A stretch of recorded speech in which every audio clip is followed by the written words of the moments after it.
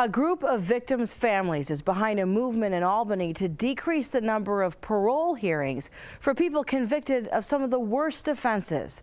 Stella Porter is digging into the New York State legislation these families are trying to get passed. She sat down with one of the families to hear their story.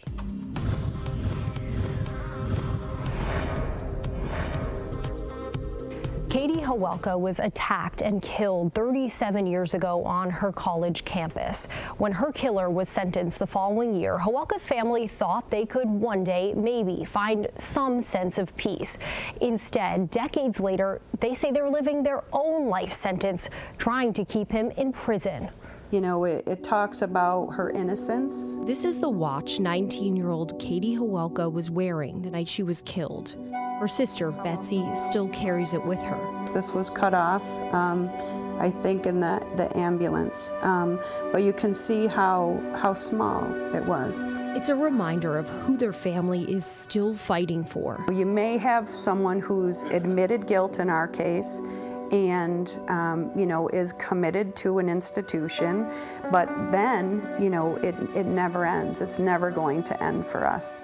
Born Catherine Hawelka, Katie was the second born of 4 Hawelka children. She never failed to include her younger sister, Carrie, who was close in age. She was one of my best friends in high school, and growing up, she was the peacemaker. You know, you have 4 kids in the house and we're fighting, and she would always be the one to be like, let's get along, like, let's, you know, so it's just, yeah, she was very special. Older sister Betsy, younger siblings Carrie and Joe, and Katie's mother Terry showed us their treasured memories of her at their family home in Syracuse.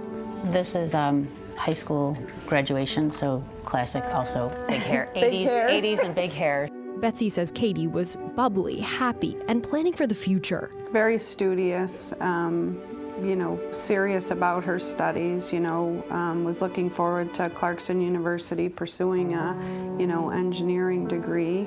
Katie Hawelka had just arrived for her sophomore year at Clarkson University in Potsdam. It was 1986, Labor Day weekend. She was coming home from a night out with friends, making the walk across campus back to her apartment. Behind the university's indoor hockey arena, she was randomly attacked, brutally raped, strangled, and beaten unconscious. She was unrecognizable after the attack. She was rushed to the hospital. Days later, she died from her injuries. Authorities quickly identified a suspect, 23-year-old Potsdam resident Ryan McCarthy. He was near the scene and eventually confessed. McCarthy pled guilty in 1987. Katie's family thought they could breathe a sigh of relief. He was sentenced to 23 years to life in prison. When he was sentenced, I was 16 at the time. And at that point, 23 years was more than a lifetime to me. I don't think that, so. 23 years ticked by. Katie's siblings went on to have families of their own. Then, in 2009, McCarthy became eligible for parole, and so began a recurring nightmare. Every 2 years, Katie's family, her mother Terry and siblings Betsy, Carrie, and Joe, make their case to keep him in prison with a victim impact statement. It's a time period dictated by New York state law. In December, we get through the holidays and it's like, all right, starting in January, we have to start thinking about this again. After the family's statements, McCarthy appears before the parole board. He's questioned by 3 parole commissioners. Then commissioners make a decision. The family can request a transcript of his hearing. Reading the transcript is the culmination of about an 8-month process. The victim impact.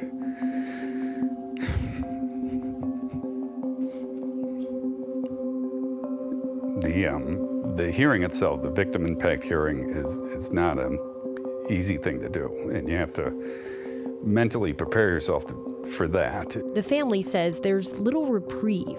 And so all told, this takes up almost your entire year. Correct. Yep.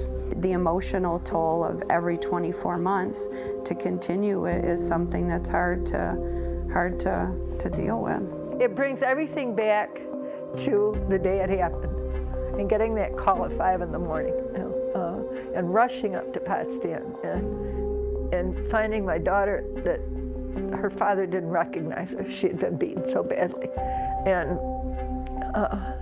it starts all over again. They're pushing to pass this Senate bill in Albany. It would allow the parole board to decide to wait 5 years between hearing a killer's case for parole instead of the maximum 2 years allowed now.